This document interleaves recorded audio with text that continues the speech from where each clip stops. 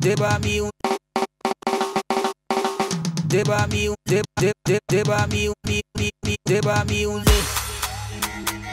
Yopu mu yopata wana yite. Ne. Deba music. Fulbe lady aduna ngare ngome fulbe nyamata gatche. Pull up tabo mo ngardi ngare ngome.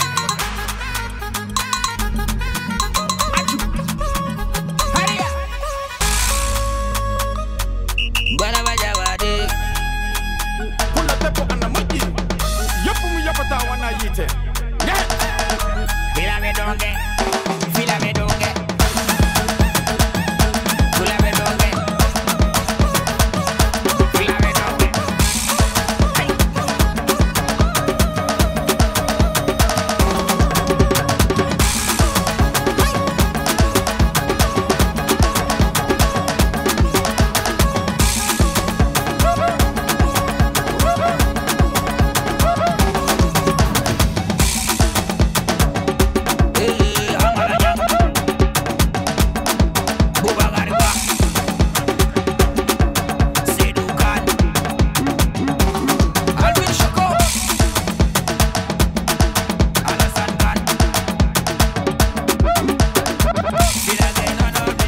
Mon nom à l'état civil, c'est Kwame Abdraman Ouattara.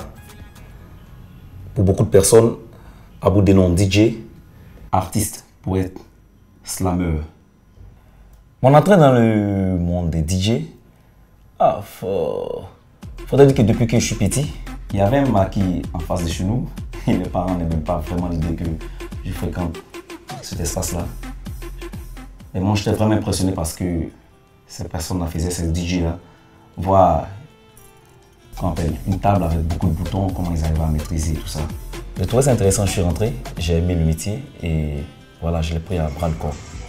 Aujourd'hui, je suis bien connu au Mali et je travaille avec l'un des plus grands artistes africains, Sidiki Diabaté, qui est une fierté. Si vous me parlez de Abou Denon, je dirais que vous me parlez de quelqu'un qui a pris son travail au sérieux.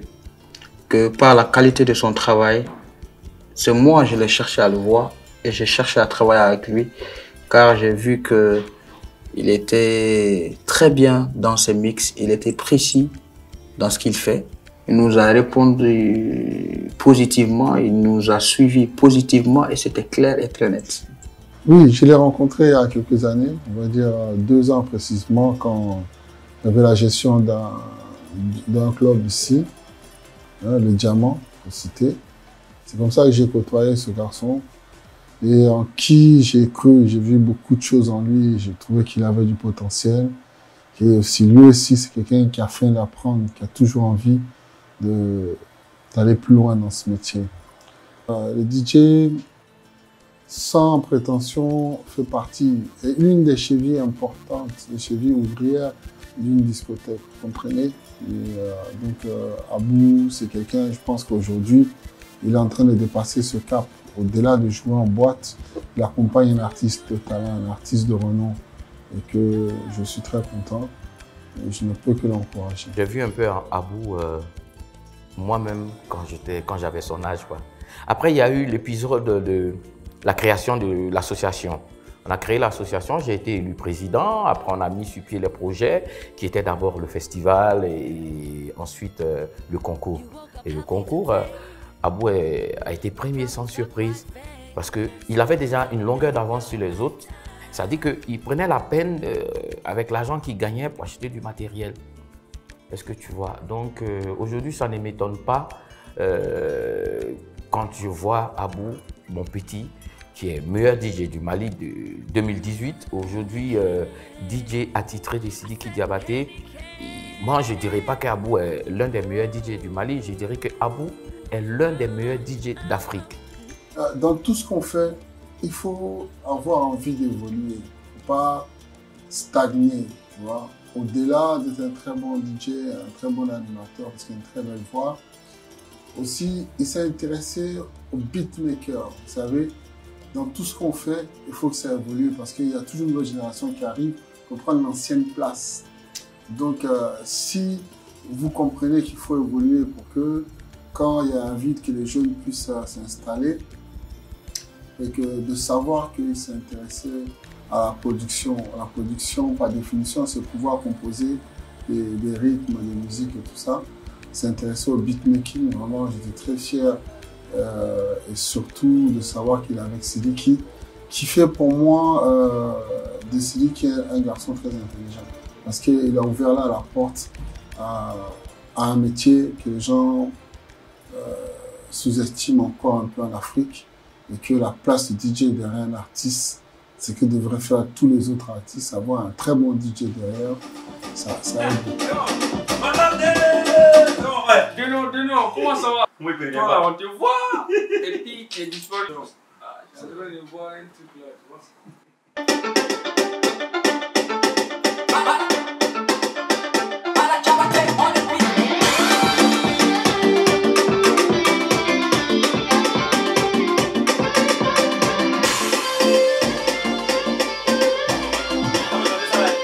Et temps aussi, il fallait passer aussi au micro, parce que ça ne suffisait pas de savoir mixer et tout ça.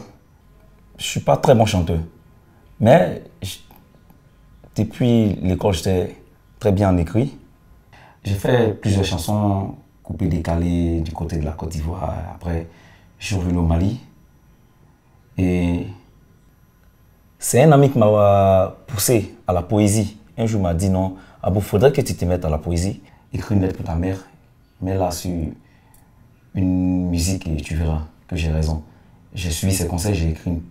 C'est de là que j'ai fait ma première chanson. Et c'est de là que a commencé vraiment, réellement, la poésie pour moi, le slam. Abou et moi, il n'y a pas de secret. Quand il a même fait son clip, il avait fait un son sur les handicapés, un slam. J'étais informé de tout. Quand le clip est fini, il m'a amené le clip. Les rapports et tout ce qui s'est passé entre nous comme relations amicales et professionnelles, j'ai vu en lui quelqu'un qui a du cœur. Donc ça ne m'étonne pas et je suis fier de lui pour cela. Abou a pensé à son après-DJ, il a pas mal de choses qu'il fait en parallèle, hormis le métier des DJ. Mais aujourd'hui, s'il aide des jeunes handicapés, ça c'est une très, très bonne chose. J'ai toujours eu de la compassion pour, pas seulement les handicapés, pour les personnes en détresse. Depuis le départ de la vie, nous n'avons pas les mêmes chances. Quand j'ai rapproché cette école-là, peut-être que j'ai eu une autre vision de la vie, du cadeau que Dieu m'avait fait.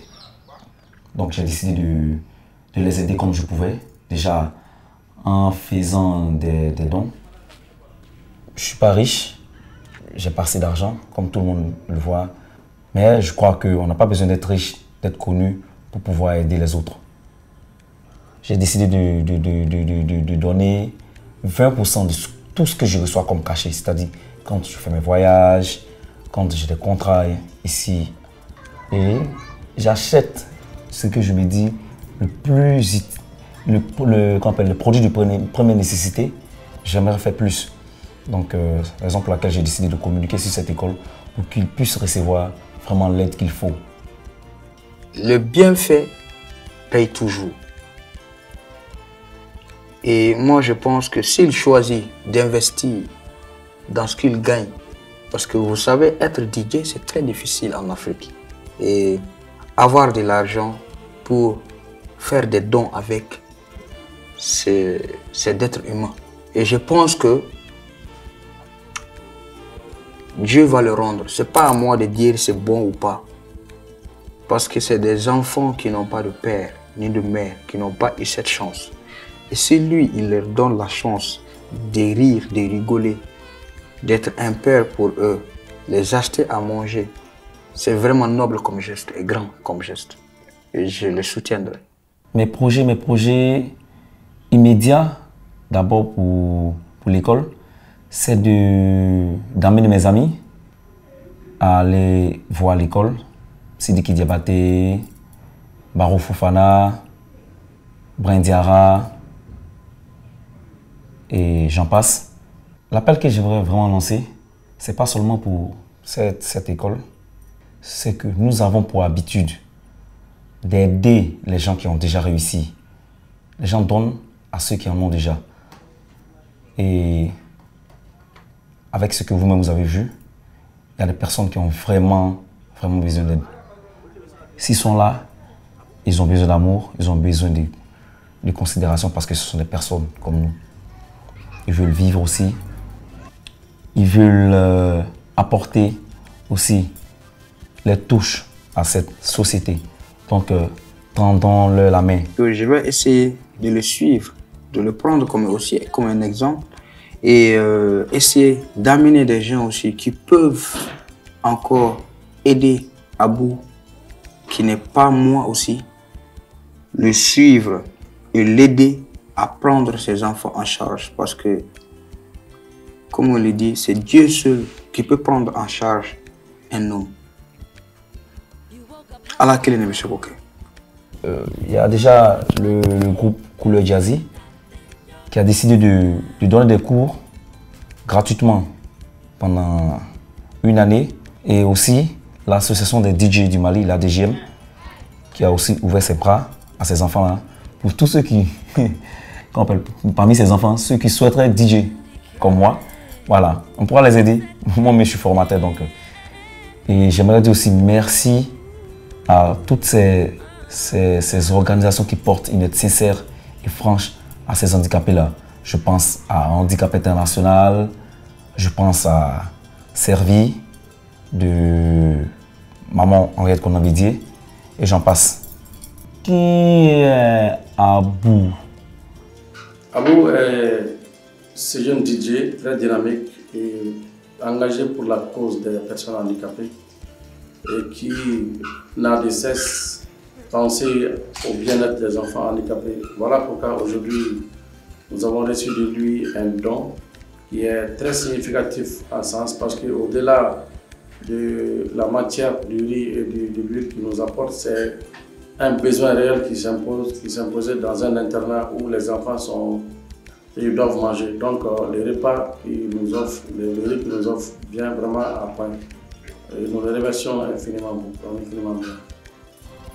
bien. Voilà. Pour moi, je classe les gens en 3 groupes de personnes. Il y a ce premier groupe-là qui trace un premier cercle autour d'eux, c'est-à-dire qui prend en compte eux et les familles. Il y a d'autres qui tracent un cercle encore plus grand, c'est-à-dire eux, les familles avec leur entourage. Et il y a des personnes qui ne tracent aucun cercle autour d'eux. Je dirais que je fais partie de ces personnes-là. J'appartiens à tout le monde. Voilà, j'appartiens au monde entier.